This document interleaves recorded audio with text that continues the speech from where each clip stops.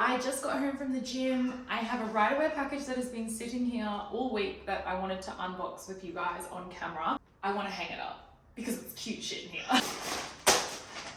That wasn't as satisfying as I was hoping. We have the naked shorts. These are large, they're like butter. I love that they don't have the front seam. Beautiful mauve version of this little sports bra here. I've got the Elevate track pant. I've got this in white as well, and I left them at my friend's. I got them when I was doing the photo shoot, which looks so cute with this white sports bra.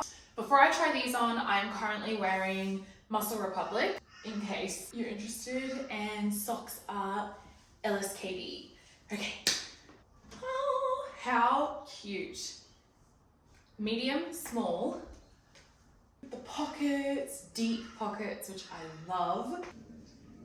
If you want something that's going to resemble the buttery Lululemon Aligns, this naked range is it.